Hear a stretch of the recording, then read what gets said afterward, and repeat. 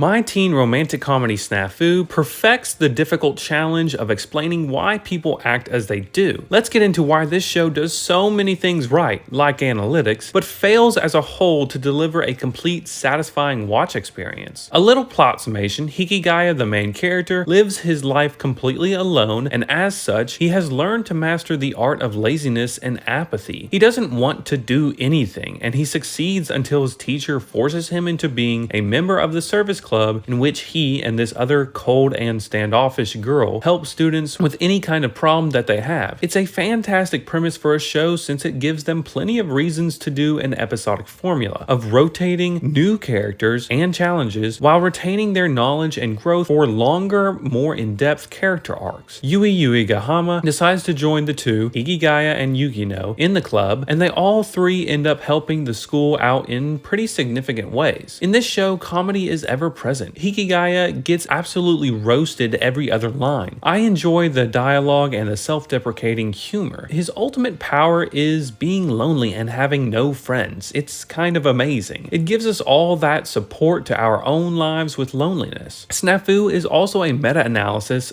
/ critique on the oversaturated rom-com genre, and we'll get to that later. The humor is pretty sneaky and witty too. I mean, this line is insane. When Hikigaya is talking to Yukino, he says, "Guys don't only think about sexy things. We also think about world peace." Actually, I don't think about that at all. Not only Hikigaya, but the teacher gets roasted too. Like when Kawasaki and Hiratsuka were trying to explain about what it means to be a good family member, Kawasaki said, "Aren't you single?" And she just absolutely collapsed. This show is hilarious, especially when people are making jokes about Hikigaya, but it's also very analytical. It cuts deep whenever it discusses themes of loneliness and social ineptitude, way deeper than you would think. Yukino's personality irritates people due to her high value of herself, and although she has accepted that and relishes in that fact, she ultimately feels something is lacking. She and Hikigaya seem to have similar problems and situations. However, Hikigaya has actively tried to increase being socially unnoticeable, making him smarter in the way of social commentary. His monologues are unmatched. Although they seem erroneous at times, they describe human nature perfectly, and they attack the essence of pain, loneliness, pity, and much more. Sure, his philosophy is spot on, but that's not exactly what life is supposed to be about. Life is meant to be joyous and beautiful, not dark and pessimistic. Even though I'm a cynic, I still find Hikigaya's speeches to be depressing. For example, his famous nice girl speech. In it, Hikigaya claims that he hates nice girls because he never knows if they are trying to be nice to make him like them or just randomly for no reason. They usually are nice to every person because that is their personality. He has some solid reasoning since I have that same problem too, but I obviously don't take it to the extreme. Look, if someone likes you, then they will let it be known, but you can't go around thinking every single girl that is nice to you likes you. As a general rule, don't interpret anything as more than nice. And if there is one that you are particularly fond of, just ask her out. Rejection is scary, but you have to ask because you will never know without directly and clearly stating your intentions. Hikigaya is wrong in his approach because he discounts a girl that clearly ends up liking him,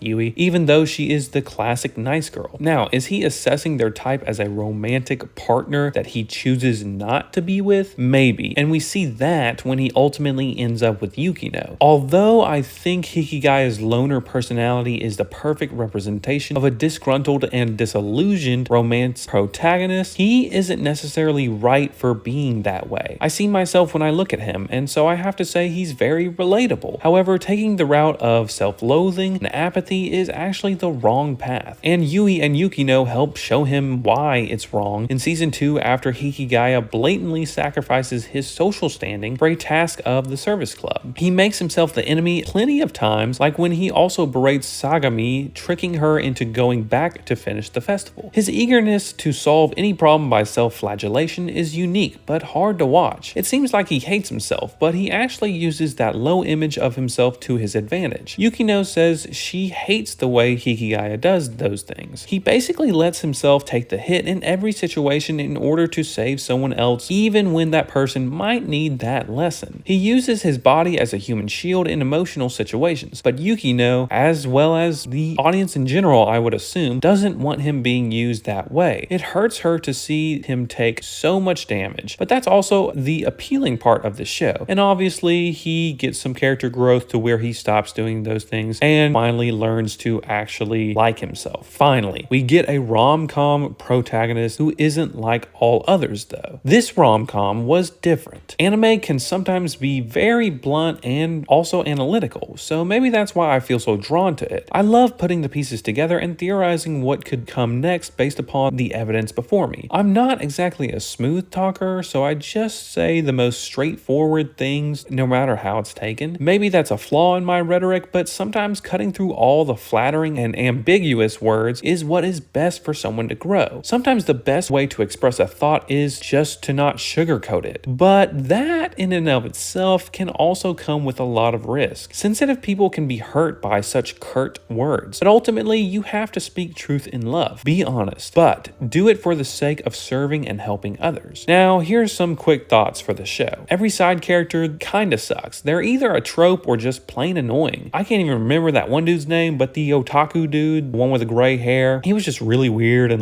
very annoying. Very little growth for the side characters or deep insight into why they are important in the story. However, they don't damage the watch experience, rather they serve as the bare minimum background to the main trio. I guess Komichi isn't bad. She's got a decent characterization through her love of her big brother and care for his well-being. Ishiki, though, was a poor addition to the show, I have to say. I did not like her at all. Also, the dub is vastly superior to the sub. Hikigaya sounds like a 50-year-old dude in Japanese, and the female sounds are unbearable. The dub hits the characters just right, exactly the way I would imagine them sounding in real life. Season 2 has some pretty bad pacing. They try to peel back Yukino's emotional layers, but it's so slow. Yui and Hikigaya seem to get along even better in this season. In comparison, Hikigaya and Yukino's relationship seems way more distant. Now, let's get into SNAFU Climax. Sad to say, but the final season wasn't that much better than season 2. It was worse, in fact. It didn't do anything special as far as the first season goes. That season broke down the perfect critique of a tired old trope that was a rom-com anime. But honestly, they didn't have much to go on after that. We knew that Hikigaya was going to end up with Yukino, even though I think Yui was a better fit for him. The series was unfortunately drawn out, and I simply did not enjoy watching the last 2 seasons. It's extremely hard to recreate a revolutionary storyline, and so we end up getting an overall mediocre show. Now, does that mean I wouldn't recommend watching season 1? No, it's fantastic. But would I say you have to follow it up with finishing the whole series? No, just watch the last 2 episodes and you can see 90% of the romance. It's one of those shows that gives you the vibe of will they, won't they, but never truly offers anything of substance until the very end. Oh yeah, if you wait 40 episodes, they say they like each other. I'm not sure how that's gonna be appealing in any way. I also just did not understand why Hikigaya and Yukino are meant for each other. Yui was the one who cherished him and was always sticking by his side in tough situations. Sure, Yukino is a bit more capable, but Yui is way better at emotional support. My heart was crushed when Hikigaya chose to be with Yukino over Yui. She bawled her eyes out and it was heart-wrenching to watch. Yui brought Hikigaya out of the darkness with her cheerful and upbeat personality, and so she was really helpful in making him a better person. Yukino, on the other hand, was meant to be saved by Hikigaya, so I guess it comes down to who needed more help, Hikigaya or Yukino. The series said Yukino, and if that's the case, then that's fine with me logically. I don't necessarily think it's the best pairing for Hikigaya, but Hikigaya is the best person for Yukino without a doubt. So maybe they chose that couple rather than Yui and Hikigaya because Yui could date tons of different people that probably would be a better match for her than Hikigaya would. I can see exactly what they did, but it was a little underdeveloped since they focused a lot, and I mean a lot of time on Yui and Hikigaya getting close. I guess just to turn it around in the very end, like most anime tropes, unfortunately. This anime definitely has an entirely different premise and commentary than any other rom-com out there. But is it ultimately better than most others? No, it falls short. Kaguya-sama Love is War crushes this anime, considering the actual romance story and laugh-out-loud comedy we get in that show. And Rent-a-Girlfriend is still my favorite. My romantic teen comedy SNAFU broke down what it meant to be a lonely person, as well as perfectly analyzing other people and their emotional and interpersonal problems. But by the end of the series, it dropped down to just another typical rom-com to add to my overflowing anime list. podcast. Make sure to subscribe to see more anime content. And as always, this is the Eagle-Eyed Samurai, signing off.